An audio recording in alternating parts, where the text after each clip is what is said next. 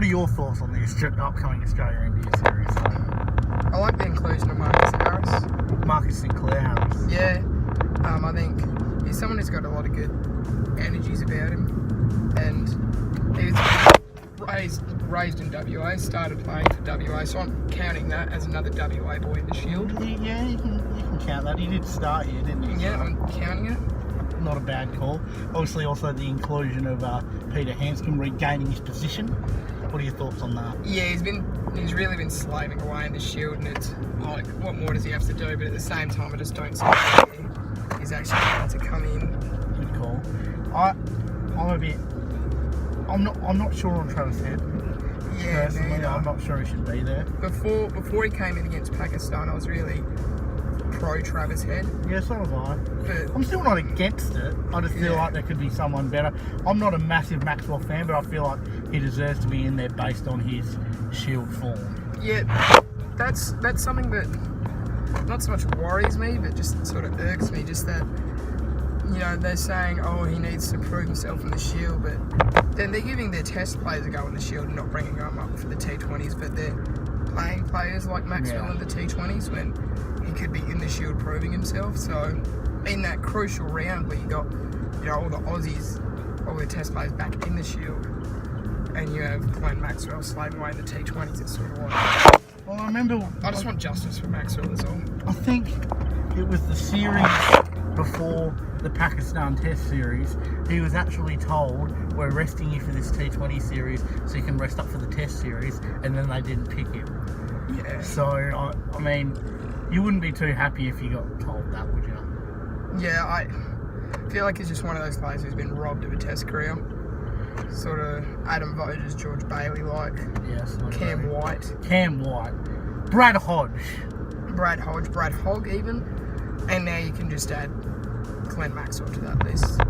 What are your thoughts on Aaron Finch? Obviously, opening the batting for Australia, what seems likely. I think he'll play the first Test. Yeah, I feel like it's the sort of inclusion where it's the same as Maxwell, except they're actually doing it where it's like, yeah, it's about time, but at the same time, it's a real just uninteresting inclusion. I sort of see the inclusion of Finch and I go, yeah.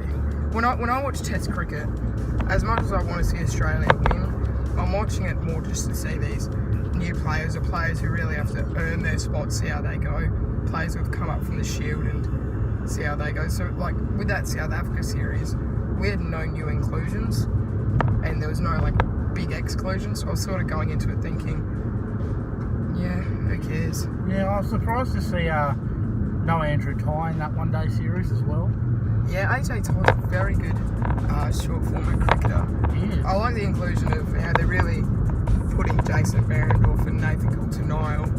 They're not letting them play in the Shield, and they're just really they've come to the agreement with themselves primarily that they're short format cricketers. They're not first class cricketers, and so they're not even going to waste their time. And now we can see Shield players in WA like Joe Richardson, Cam Green, Matt Kelly, and someone I think deserves to go, Aaron Hardy. Aaron Hardy Plays a lot of first grade for Willetton. Tell us about him. I've heard a bit about him. He's a bit of an all-rounder, and he was in the Australia under-19 21s tournament recently. Really? And he was with Sam Whiteman, and he performed well in that series. And then obviously in the Cricket Australia 11 match against India, he took 4 and made 80-odd. Which is, as much as India weren't going hard, you still had players like Ravi Ashwin bowling 40-odd overs, and their regular bowlers, they were still getting a good go. So it was very exciting, and I think I'd like to see him get a go in the Shield side as a sort of a Mitch Marsh. He can bat, he can bowl, you can put him in the pace quartet.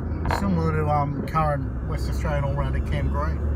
Yeah, I quite like Cam Green. He hasn't really been performing with the bat, but I see him now as more of a bowling all-rounder than I do. Sort of a Faulkner-esque. Yeah, but one I do think is very underrated as a batter is Joe Richardson. He's been performing, hasn't he? He scored 2 50s in a row. One of them was at a runner bowl, and it's very exciting as a WA fan where you can go into a Shield game and you'll be 100 runs down, but you're like 100 runs needed. that you'll have Jai Richardson in, and you'll have 2 wickets in hand, and usually you'd think 100 runs, 2 wickets in hand, we're in strike here, but you see Jai Richardson coming in, you go, It's not over yet. this is anyone's game still. It's a good call.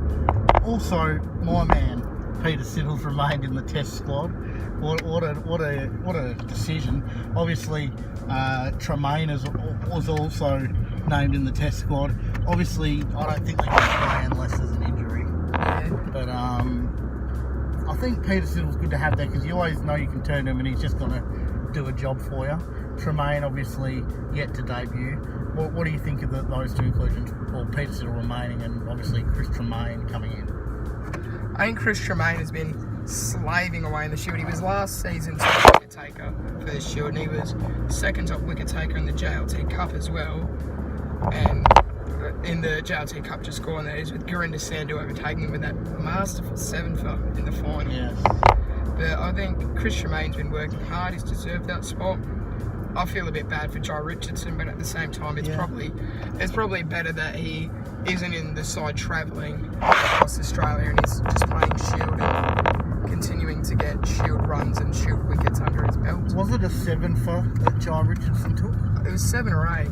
So, I feel like that might have been. Was it a day or two before the Test squad was announced? Or was I think it was a day or two after. Okay, so you just wonder whether that would have made a difference. Do you think if that happened 2 days before the Test squad was decided, do you think it could have made a change for a Jai Richardson in? No, I feel like Australia's really playing the long game with Jai Richardson. They weren't letting him into the Shield side early, and they're not bringing him up to the Test side. You saw in that South Africa series where they really wanted to play Chad Sayers more than they wanted to play Jai Richardson, and same with in Pakistan. Yeah, they opted for Peter Siddle, an experienced number, rather than Jai Richardson. Yeah. In the Pakistan series, when you feel like they... young fella. When you feel like they really could have used that time to experiment, but yeah, Jai Richardson, what they're doing is they're not overusing him the way they did with Cummins, bringing him into the Test side early, and then they'll have all these injuries. That's a good call. They're waiting, because I feel like Jai Richardson's a short fella, he might have a bit more growth to do, and so they're just waiting on him, letting him grow, letting him become that elite cricketer, and then putting him in, just so they've got one player who's there for a long time and not in and out of the squad for a long time, which is a good idea, but at the same time I really want to see Jai Richardson get his go on the Test side, because I think he'll do marvellously. Another one who's on the brink, who's actually been bowling superbly, who's brilliant against WA at Optus Stadium. Trent Copeland for New South Wales has been on fire. I thought you were going to say Danny Worrell. No, Trent Copeland. He's been bowling very well, taking wicket after wicket. Something you might not know though. I think he's actually on the verge of probably being like coming into the squad. He's probably next in line. He's around that, probably just below Richardson, taking wickets. But he actually is missing the next Shield game because he's going to be on the Channel 7 commentary team for the Test match. This has been allowed by New South Wales. I assume he's just been offered this pay packet and gone, well. That is it's very interesting. It is. Yeah, that's an interesting call from Channel 7 as well. I know, obviously we know who Trent Copeland is. If you're just a standard every now and then cricket watcher, Trent Copeland, you'd be like, who? I guess they are sort of struggling with numbers with everyone, running off to Fox. That's true. I have also heard that Channel 7 are in a bit of strife financially. They've, Ricky Ponting, this is a rumour I've heard. Obviously he's the face of Channel 7 cricket. Yeah. There's a rumour that they're that much underfunded that Ponting will only be involved in 2 of the Test matches because they've really dropped the ball here, Channel 7, apparently. I'm just not a fan of Channel 7 having the cricket, in all honesty. I think, I'm just not for it.